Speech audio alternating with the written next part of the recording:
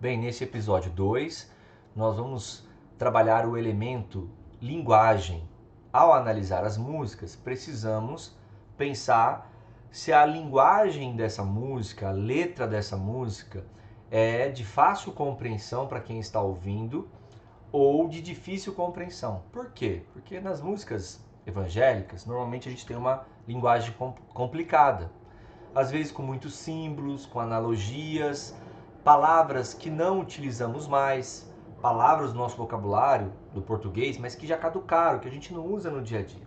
Agora, você pode perguntar, por que precisamos analisar a linguagem de uma música para entrar no repertório e ser uma música selecionada para os cultos? Bem, o culto, nós já vimos que o culto deve ser comunitário, coletivo, o povo de Deus se reúne ali para adorar, para louvar a Deus, para ouvir a palavra, para ter testemunhos e tudo mais. Entretanto, o culto também é um espaço missionário. É um espaço onde familiares, amigos, colegas, pessoas desconhecidas que conhecem, que acaba chegando na nossa igreja. Então, o culto também é um espaço para os de fora. O culto também é um lugar de missão, aonde as músicas, a direção do culto, a pregação tem que ter uma linguagem acessível, uma linguagem simples para quem está ouvindo. Paulo, a primeira carta à igreja que está na cidade de Corinto, ele diz que o culto tem que ter ordem e decência, e aquela igreja estava vivendo um culto que tinha muitos dons espirituais e muita gente estava falando em línguas. E aí Paulo traz essa orientação nessa carta, explicando que se a pessoa de fora da fé cristã, ela entra no nosso espaço e não compreende o que nós estamos pregando, o que que nós testemunhamos, o que nós estamos cantando, as músicas, a letra, porque tudo também ali tem uma mensagem. A igreja tem uma mensagem do evangelho para ser anunciada. Então, por isso a importância de analisarmos se essa linguagem é acessível tanto para já quem é cristão, quanto para quem não é cristão, porque o culto também é um lugar missionário, tá? Vamos dar alguns exemplos. Olha só, essa música. Ele é o leão da tribo de Judá. É uma música conhecidíssima, antiga e para os cristãos, normal. Não tem nada de novo aqui nessa música. Entretanto, ela tem essa figura que é leão, é uma simbologia. Nós já sabemos que leão da tribo de Judá está se referindo a Jesus. Entretanto, as pessoas de fora não sabem disso. Para as pessoas de fora, leão é apenas um animal. Tribo de Judá, se ele não tem contato com a religião, ele não sabe o que é isso. Talvez ele pense que é uma tribo indígena. Então, essa música, essa letra, de certa forma, ela vai trazer uma certa confusão para quem está ouvindo e não conhece essas simbologias. Uma outra música aqui de exemplo, para a gente analisar. Nada além do sangue, do Fernandinho.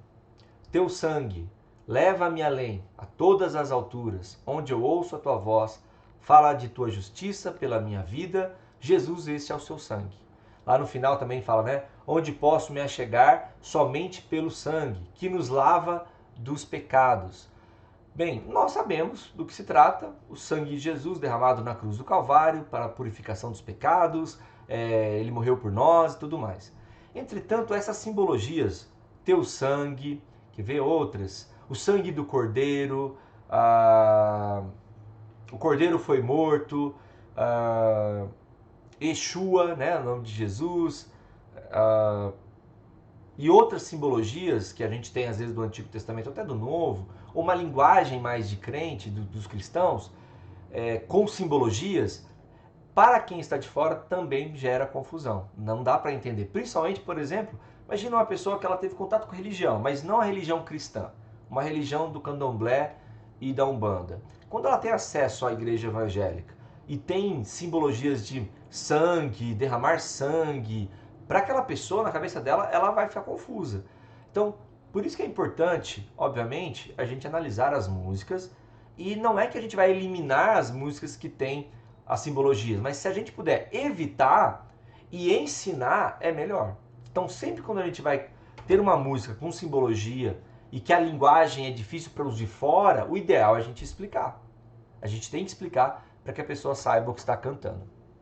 Acende o Fogo em Mim, do David Keelan. Também é uma música comum nas igrejas, mas ó, acende o fogo em mim, acende o fogo outra vez, refinado serei, precioso metal, pobre e nu, humilhado estou, vem me ornar, até que isso aqui é questionável, tá? Não me envergonharei. É confusa também. A gente entende, nós cristãos já entendemos, essa música tem a ver com o Espírito Santo, fogo, o amor a Deus, mas que mensagem ela comunica para quem não é cristão? Tá? Agora você imagina o seguinte, esse pastor, mas que exagero, né? A gente não pode ter uma música dessa? Pode, com moderação. Você imagina que na nossa igreja tenha 4, 5 músicas durante o culto, e as 5 músicas só tem linguagens difíceis. Qual é a mensagem que nós estamos levando para os de fora? Tá? Agora vamos para os hinos, por exemplo. Olha só como é complicado algumas coisas. O hino 47 do nosso inário. Ó sopro divinal, real consolador, promessa e dom celestial, revela o teu amor. Até aí tudo bem. Vem como o vento entrar em nossa reunião, vem sobre as campas a soprar. Bem, e aí eu pergunto para você, o que é vem sobre as campas a soprar?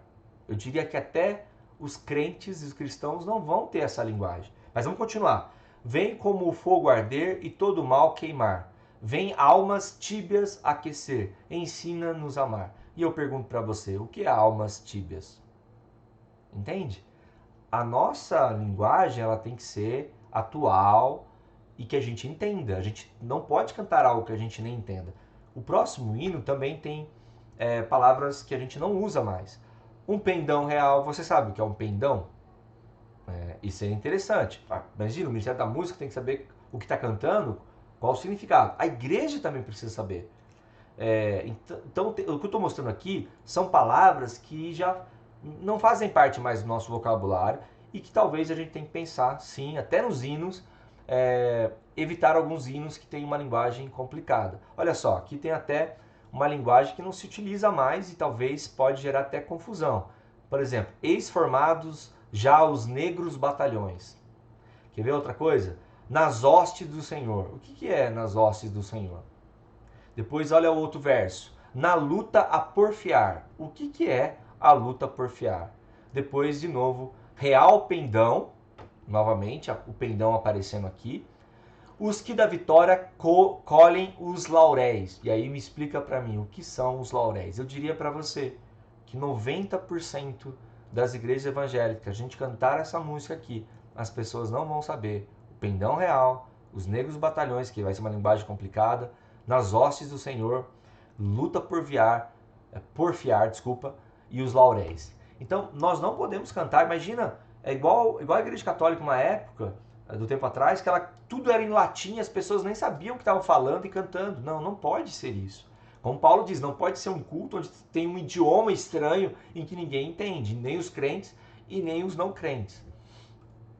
Então aqui a gente deu o exemplo, e aqui vai ser o próximo episódio, eu já dei o spoiler aí, mas no próximo episódio nós vamos trabalhar mais outros elementos. Nós estamos analisando as músicas, tá bom? É isso aí.